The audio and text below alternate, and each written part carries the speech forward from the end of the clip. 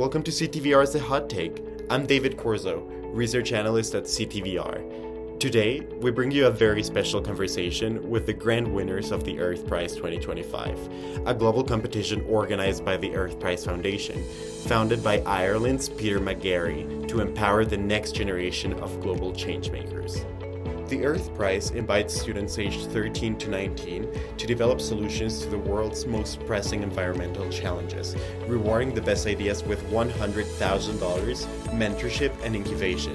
Today, we'll meet Tomáš Čermák from Czechia and Anna Podmanická from Slovakia, two young scientists revolutionizing wastewater treatment.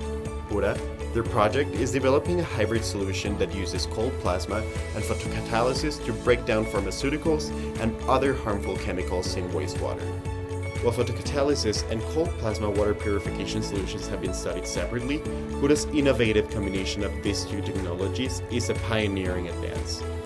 Pura has developed two household-sized prototypes that they hope to scale up into a new tool that will fight what Tomáš and Anna call the silent epidemic of antibiotic resistance, which the World Health Organization estimates will cause 10 million deaths per year by 2050. Without further ado, let's dive into the conversation.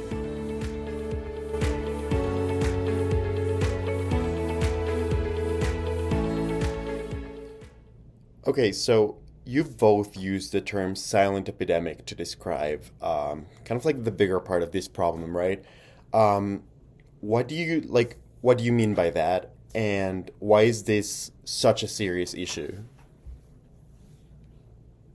Most of the medieval times, our cities were negative in population. More people were dying there than were born. The reason was simple: many diseases, cholera, etc., mainly cholera.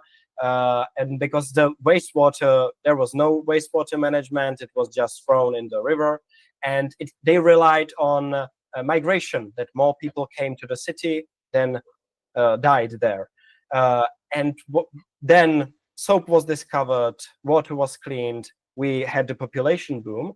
But now we have, and what I think Anna is also has used this term in her work, the silent epidemic, that we are basically making this breeding ground once again, not by throwing the wastewater right into the rivers, but by throwing their antibiotics, by making our petri dishes like in the wastewater treating plants. So basically, we are preparing ourselves again for this. Okay, so sounds like your technology works in the lab. Are there currently other technologies that do the same thing or something similar? And if so, what would you say are the main challenges for these types of technologies to get into the commercial stage? There are some existing solutions, for example, like ozonization or some other advanced oxidation processes, but there is a huge gap between the lab testing and the commercialization. For example, for Slovakia, the situation is currently really interesting because I also had some talks about the stakeholders here in Slovakia, and they are saying that for Slovakia wastewater treatment plants, it's unrealistic to to get the quaternary stage of wastewater treatment by the year 2030, and they are just far more willing to accept the fine and pay for the uncompliance than watering what they're going to do here. And what do you guys think would need to happen to make this large-scale deployment possible? If we are really talking, I know where we are headed, right? When we are talking about these large scales applications, we are talking billions of dollars. We are talking large teams. What we are doing is basically the first step, the methods, researching the methods, researching the proof of concept, and from now on, there is also need for mainly for the business incentive, because for example now there isn't, although that's Anna's favorite fact, is that there is currently in the European Union legislature for that the water needs to be so-called quaternary cleaned, which means the fourth cleaning step, cleaning from drugs, from pharmaceuticals. No one knows how this will be done in 30 months. No one knows that. But it needs to be done. But in general, there so far hasn't been a great incentive to achieve this. So I think something very interesting that you've mentioned before, Anna, is that you see wastewater as part of the climate solution. Can you talk a little bit more about that? Can you walk us through it? Seeing wastewater as a climate change solution is kind of, I would say, a right way to see it, because like for now, or like till now, we saw as a like humanity the wastewater as some smelly problem that we just need to get rid of. And I would say that like out of sight cannot be out of mind when it comes to wastewater, because seeing wastewater as a resource can be beneficial for us. It can also help not only with like pollution management, but also, for example, if we consider the energy that wastewater holds in it. Actually, there were some reports also by UN that wastewater holds 5 times more energy in it than is needed for its treatment. So it's kind of energy positive.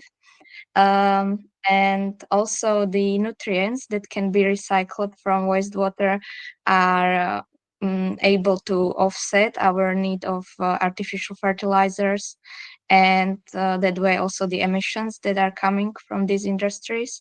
So wastewater industry can be really interesting in coming years. You're both really young to be working on something as ambitious as this, you know, as trying to solve one of the world's biggest problems, right?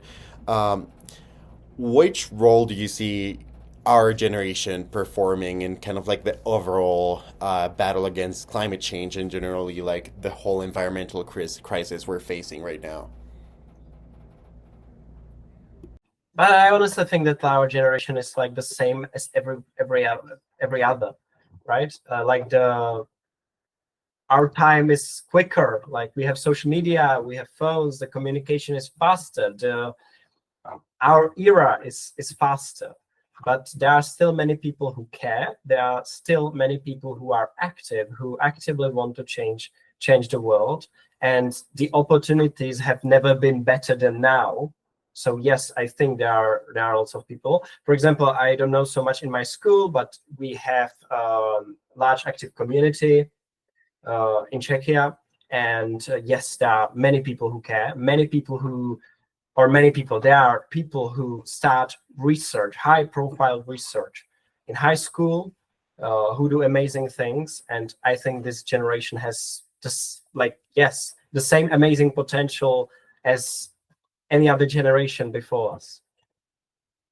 I would add to it, for example, the point to the fact that I think the younger generation or our generation is also probably better equipped to tackle these challenges, because I think there is this famous quote by Einstein that I really think is true, that we cannot solve the problems with the same mindset as we had when we created them. So yeah, I mean, the older generation created these problems, but the role of us that comes next is to probably don't adopt the paradigm that the older generation has about these problems, and look at the solutions from different angle and think out of the box, try things that may seem uh, sometimes crazy from the traditional point of view, but they may work out. And yeah, we don't have anything to lose when we are this young and do it only in our free time. So it's opportunity to try new